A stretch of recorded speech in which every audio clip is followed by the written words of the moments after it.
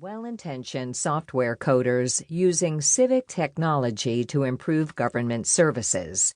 These are interesting stories, but they ignore the sort of everyday situation chronicled at the start of this introduction.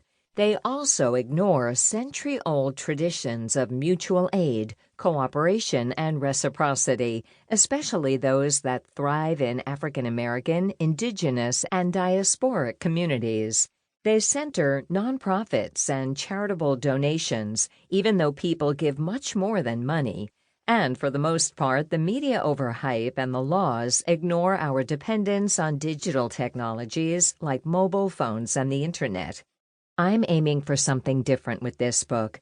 I want to bring people from all races, abilities, ages, and traditions into the center of the conversation to show how we give now.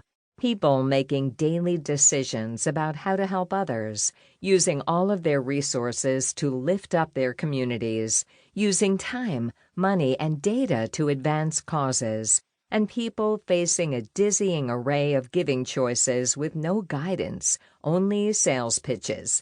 It's these people who power change in the world. But it's also these people whose choices about giving are ignored and devalued in current legal frameworks and incentive structures. Some of the choices being made by the majority of givers reflect their commitment to help and support others without questioning the broader political context. Others anchor their choices in commitments to collective well-being or a vision of solidarity and abundance, or approaches that have sustained their communities and cultures for millennia. These visions and practices are legitimate in their own right, even as they are ignored or dismissed by laws, professional practices, and incentives of formal, financialized philanthropy. Recrafting the legal definitions and institutions to reflect and embrace this range of approaches would benefit all who participate. It might even mark a true effort to expand, dare I say, democratize philanthropy. As in so many other areas of life in the United States, the very wealthy, their advisors, and the industries that serve them have stacked the rules in their favor.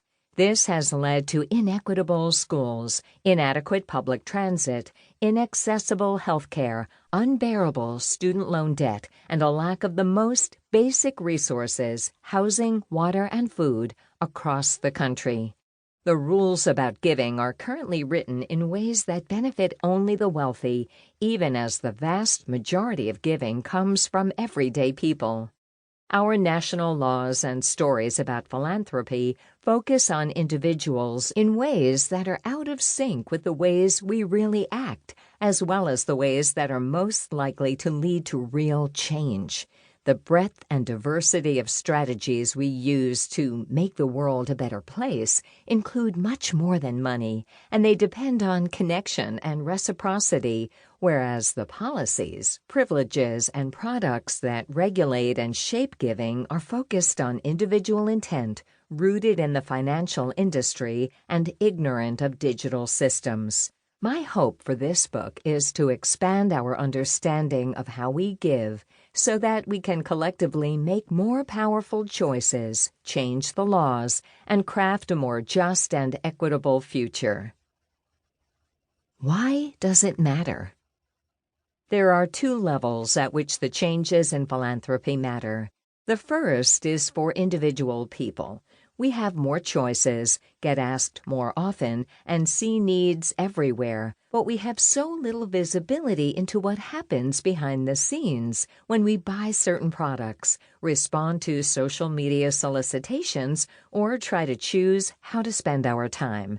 It's hard to make choices about money and time, but it's even harder to understand how we might donate digital data, if doing so is worth it, and how to differentiate between donating data to a cause and just having it taken from you.